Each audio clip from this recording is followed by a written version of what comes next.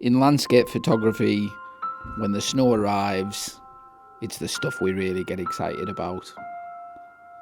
Visions of pure white woodlands, snow-capped mountains and icy rivers, it's what we really get excited about.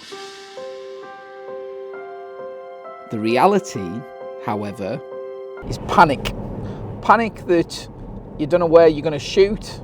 Panic that you don't know if your car's going to be able to get you to those epic locations to shoot the conditions.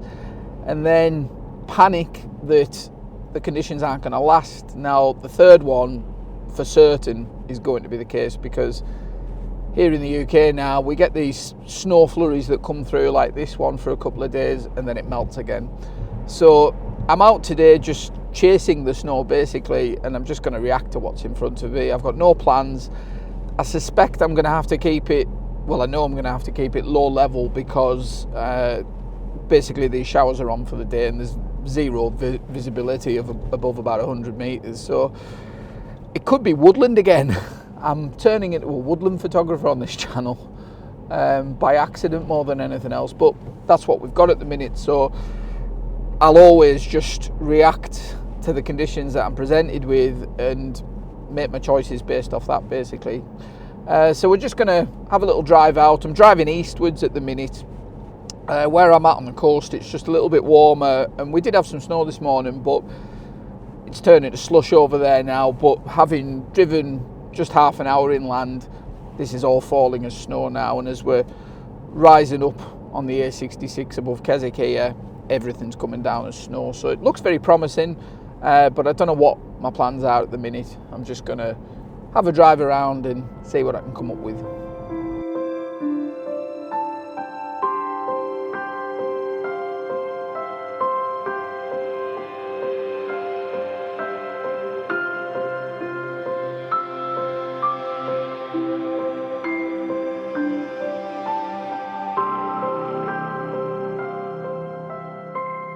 Okay, we've found snow. Now, as you can probably tell from the conditions here, don't expect a Hollywood production. Not that you ever get one of those from me on this channel, but this video might be a bit more rough and ready than normal. The conditions up here, I mean, for photography, they're absolutely brilliant. For doing a video, probably not the best, but I'll do my best here. So I've come up to Great Mell Fell, which I covered on the video on the channel 3 years ago now. Seems like a lifetime ago. And I've got very similar conditions, to be honest. The snowfall's not quite as heavy, but I'm hoping if I stick it out here for a couple of hours, it's going to get progressively heavier. I don't really know, to be honest. The weather can be quite localised up here, so I'm just going to have to work quite quickly. But I'll just spin you around. You can see the sort of conditions we've got. Now I'm already spotting a potential shot just through this set of trees here. So I'm going to have a little investigate. I suspect I'm going to have to work quite quickly here. This is exactly why I bought this action camera, because trying to do any of this type of videoing with the big camera or even the Pocket 3 that I've just bought be an absolute nightmare. But this thing's waterproof and everything, so maybe a slight drop in video quality, but the main thing is getting the data. So anyway, I'm going to crack on and see if I can find my first shot.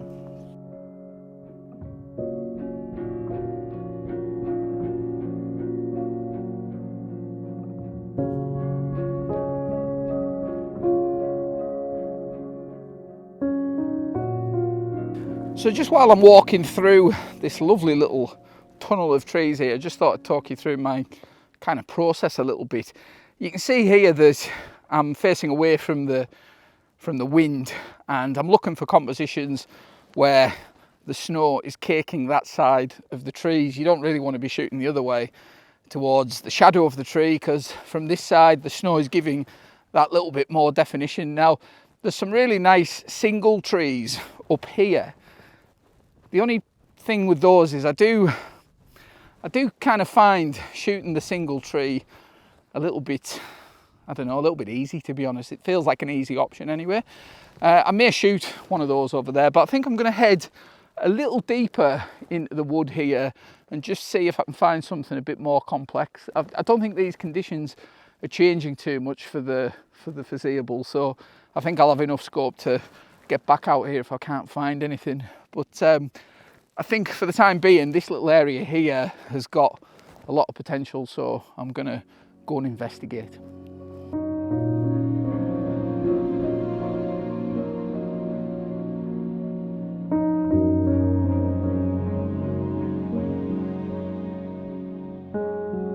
Okay, I have actually just come back to this, well, it's a single tree. There's two trees here because, well, it's so bloody nice, to be honest.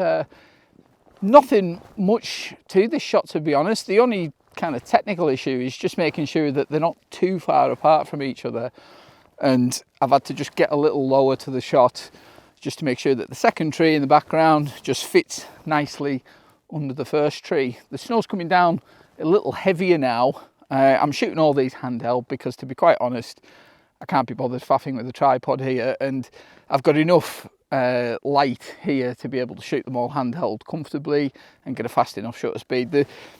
The shutter speed choice is a fast one here. I really want to kind of freeze some of this motion coming down in front of the tree just to give the shot a little bit more depth. But yeah, not a lot to this. Normally, these grasses in the front, I wouldn't be that keen on, to be honest. You'd like to see a really nice kind of uniform patch of white snow. But with the path kind of running through the middle of these two trees and then just a very, very subtle yellowy hue to the grasses, it's adding just a nice little extra dimension to this shot. So yeah, here it is.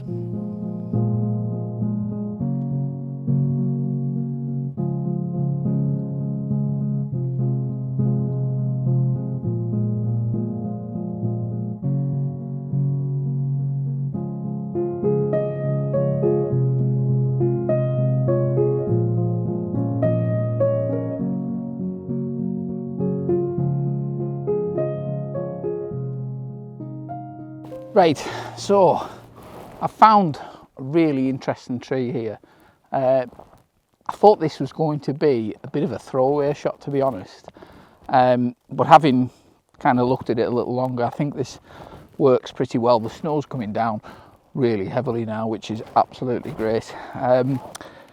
So I was having a few issues with this shot to start with. There's an area on the right hand side here which is quite messy and a bit cluttered and kind of spoiling this shot a little bit. I did frame one up in square format, which I think I'll put at the end of this little sequence to show you that one as well. But in the end, I've gone for a portrait format shot. The key here is that second tree in the distance, just making sure that the arch of the branch on the right hand side is clear of the top of it, and just framing it nicely.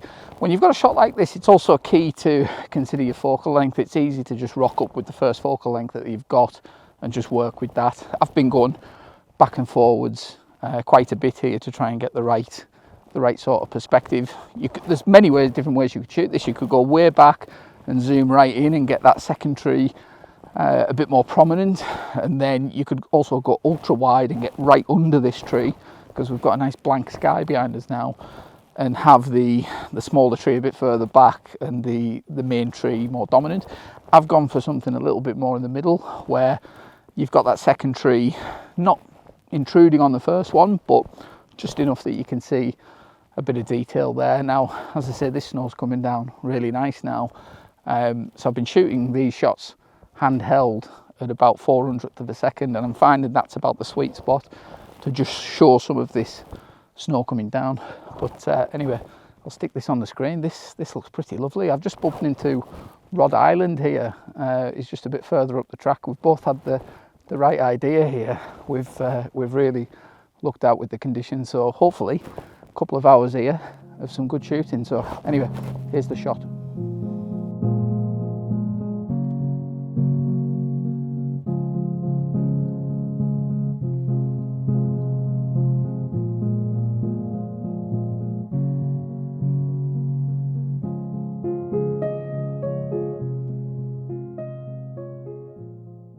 Okay, since the last shot, I've actually been standing around for about an hour because, having looked at the shot, I had a little bit of a panic on that the second tree underneath the main one is a little bit tight to the first one. So what I wanted to do is get a little closer and actually a little wider, which is a bit unusual in a woodland scenario, but a little wider, a little bit more underneath the tree, and just push the second tree a bit further back.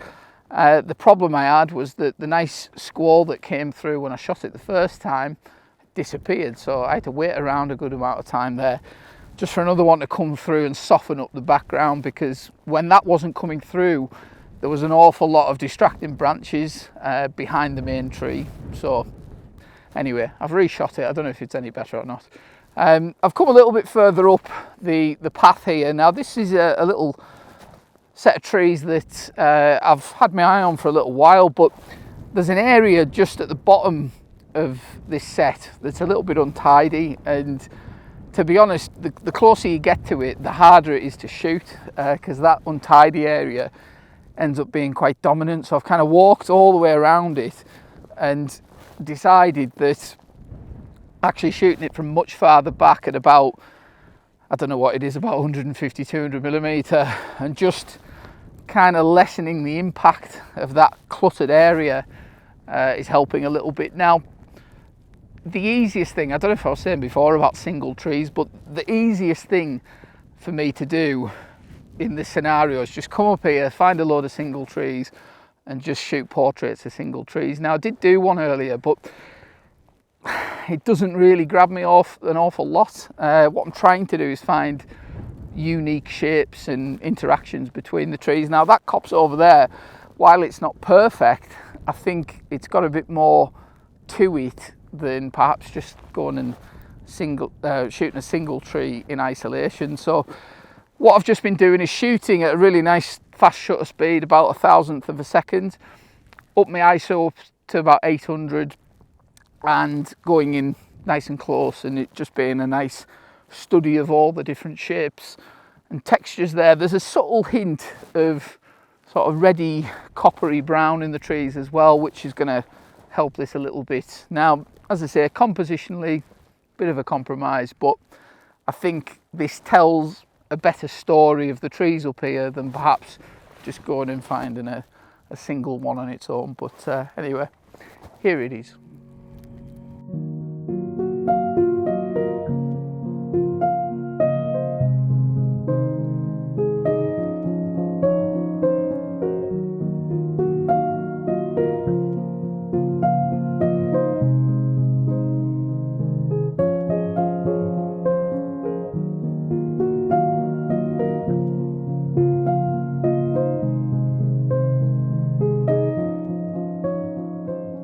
Okay, one more shot before we head down, I think. It's really closing in at the minute. Driving snow, and the visibility is really quite poor now. I'm okay up here, lots of layers on. I've got about 10 layers on, and I've got the Valorettes on, so I'm okay, but I am a little worried about getting out of here, because the road into to this area can be a bit dicey when it gets a bit icy and snowy, because the snow can really pile up.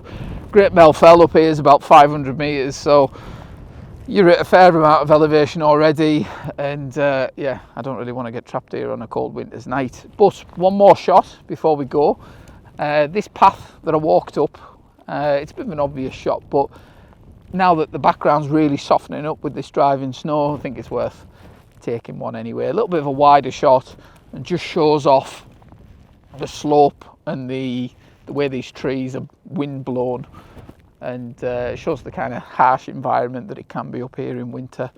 So yeah, I'll stick this one on the screen, and I'll leave it there, I think, because yeah, I think safety should be the priority now. So keep liking and subscribing, look after yourselves, and I'll see you on the next one.